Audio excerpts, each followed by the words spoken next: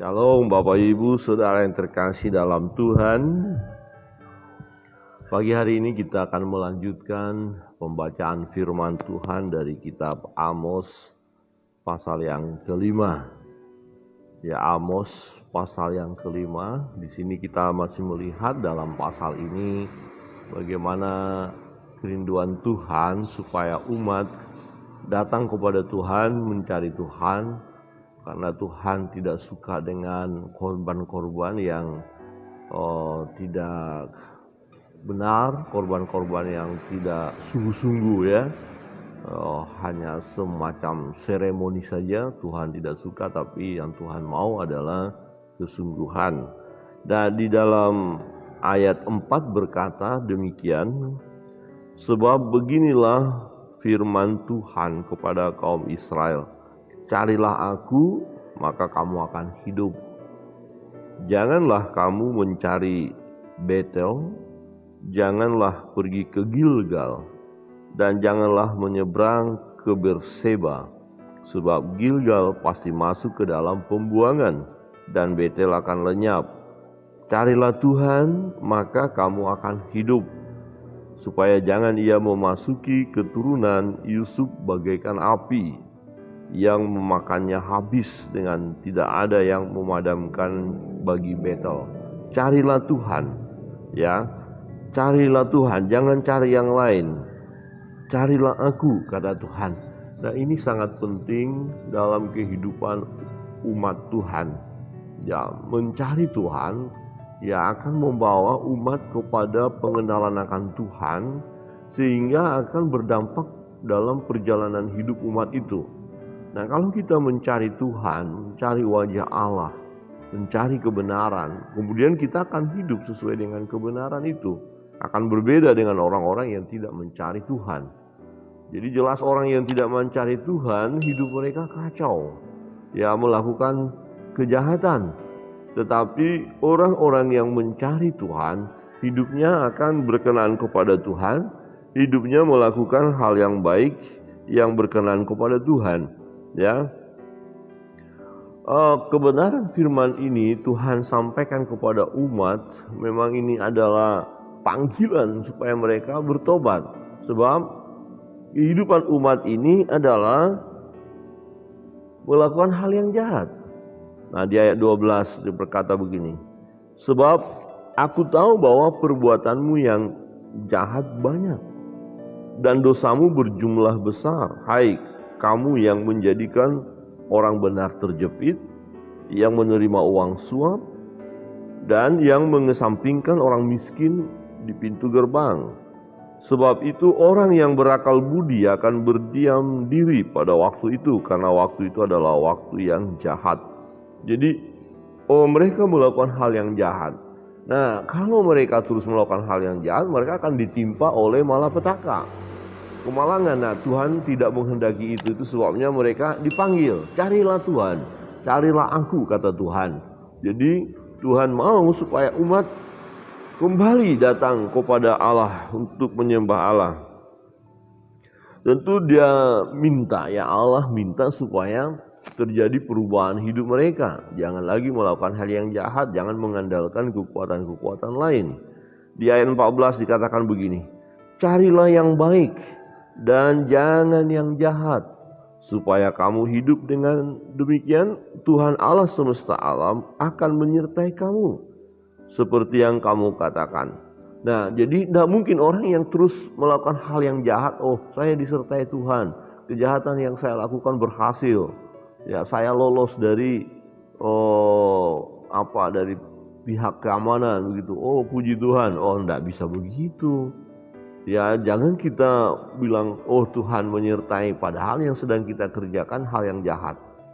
Ya, jangan pula kita berkata, puji Tuhan, Tuhan menyertai aku tidak ketahuan kalau melakukan penipuan, kalau aku sedang korupsi, oh kalau aku sedang menjual narkoba, ya jadi bandar, oh kalau aku sedang memprogramkan hal yang jahat, oh Tuhan menyertai, buktinya aku tidak tertangkap begitu. Oh, tidak bisa seperti itu. Tuhan tidak pernah menyertai orang yang hidupnya dalam kejahatan, tidak. Ya, yang menyertainya bukan Tuhan, tapi kuasa kegelapan, iblis, ya roh jahat yang menyertai. Nah, tetapi kalau kita melakukan hal yang baik, disitulah penyertaan Tuhan. Carilah yang baik dan jangan yang jahat. Jadi orang yang mencari Tuhan, orang yang datang kepada Allah, ya itu paralel dalam hidupnya juga pasti dia akan mencari yang baik atau melakukan yang baik. Tidak mungkin rancangannya adalah rancangan yang jahat, tidak mungkin perbuatannya perbuatan yang jahat. Dia akan selalu memikirkan hal yang baik, yang positif. Dia selalu mengatakan perkataan yang baik, yang membangun, yang positif. Dan perbuatannya adalah perbuatan yang baik. Nah, di situ Tuhan menyertai. Dikatakan bahwa Tuhan Allah semesta alam akan menyertai kamu. Ya, seperti yang kamu katakan. Bencilah yang jahat dan cintailah yang baik. Orang yang mencari Tuhan, yang hidupnya sesuai dengan kebenaran firman, dia membenci hal yang jahat. Jadi benci yang jahat itu gimana ya? Oh, seseorang mengajak, yuk kita melakukan hal yang jahat. Ya, kita menipu orang itu yuk. Nah, dia akan berkata, tidak boleh. Itu hal kekejian di mata Tuhan. Jangan. Oke, kita nggak apa-apa. Ya, ini ada dana bisa kita gelapkan, kita korupsi saja. Jadi kita berkata, tidak boleh. Itu hal yang jahat. Nah itu. Jadi kita benci yang jahat itu, kita tolak. Yang kita tidak boleh berkompromi dengan hal yang jahat. Ya, kita benci, kita tolak. Nah, tetapi seringkali Bapak Ibu di sini kita mengalami kegagalan karena yang jahat itu sih secara dunia menggiurkan sih. Ya misalnya gini, kita butuh uang nih, butuh uang. Kemudian ada dompet seseorang jatuh, banyak pula uangnya. Sebenarnya sih ada KTP-nya, ada ininya, apa semua lengkap bisa kita beritahu orang itu. Tapi yang bisa tergoda kita, ya udah nggak apa-apa, ambil uangnya, lemparkan kembali di jalan itu. Pak Pendeta tahu kok punya pengalaman ya, kayaknya punya pengalaman deh. Ambil uangnya baru lemparkan lagi. Ya entah hilang kayak entah apa, terserah.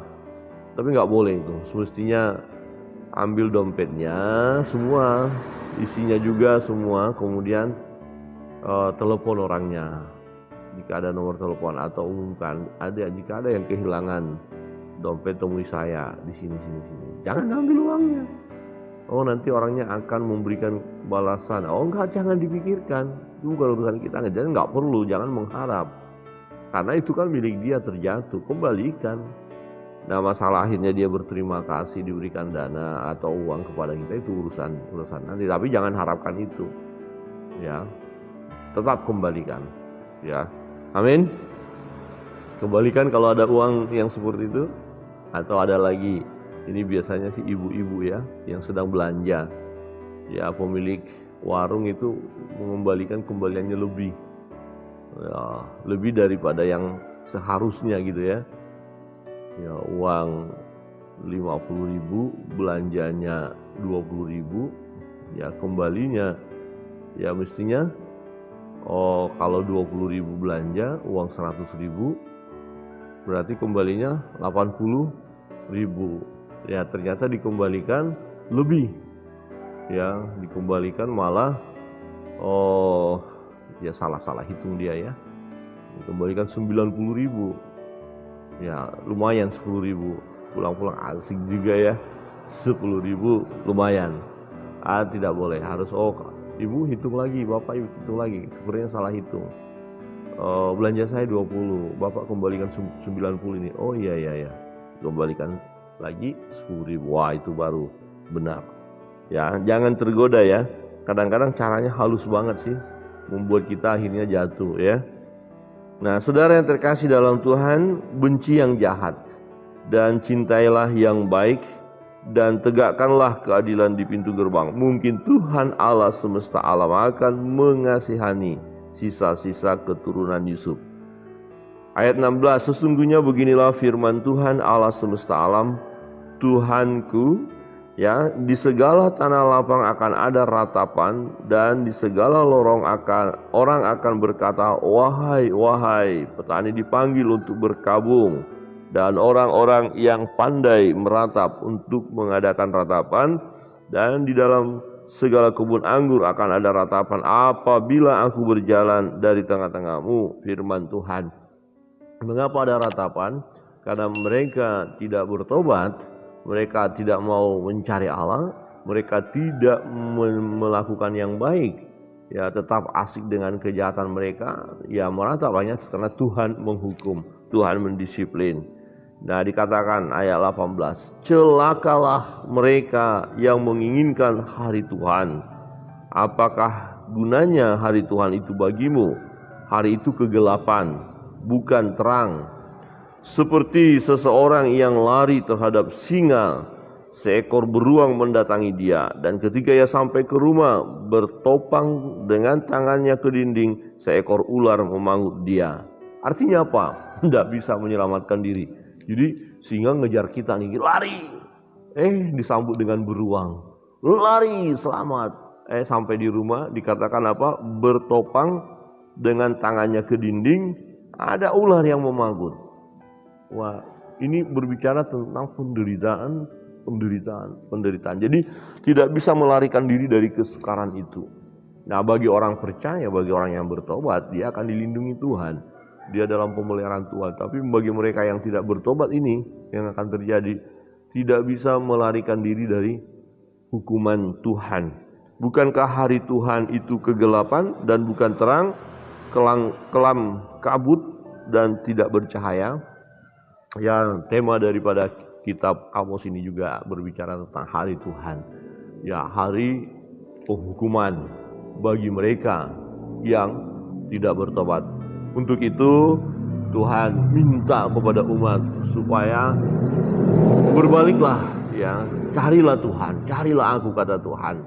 Ya, orang yang berseru di dalam nama Tuhan akan diselamatkan, ya, itu. Jadi Bapak Ibu Saudara yang terkasih dalam Tuhan, mari dalam perjalanan hidup ini kita bersyukur sebagai anak-anak Tuhan, terus berseru di dalam nama Tuhan dan jangan tergoda dengan dunia, ya, jangan tergoda untuk melakukan hal yang jahat, jangan mencintai yang jahat, tetapi kita bencilah yang jahat. Yang mau kita cintai adalah yang baik, yang mau kita lakukan dalam hidup ini adalah kebenaran firman Allah, mencari Tuhan. Niscaya Tuhan sungguh baik, janjinya ya dan amin, Dia menyertai kita karena kita melakukan hal yang baik dan benar. Kita benci yang jahat, ya, kita hidup sesuai dengan kebenaran firman-Nya, maka Tuhan menyertai kita. Jika Tuhan menyertai kita, Tuhan memberi yang terbaik bagi kita, Tuhan memberkati kita, Tuhan peduli dengan kita. Ya, Tuhan tidak pernah membenci, Tuhan tidak pernah membuang kita, Tuhan tidak pernah memisahkan kita dari kasih-Nya. Sungguh luar biasa, kita bersyukur sebagai anak-anak Tuhan, tetaplah setia. Carilah aku, kata Tuhan, carilah Tuhan, ya. Jangan yang lain, jangan mengandalkan yang lain dalam hidup ini, tetapi biarlah kita terus berserah kepada Tuhan.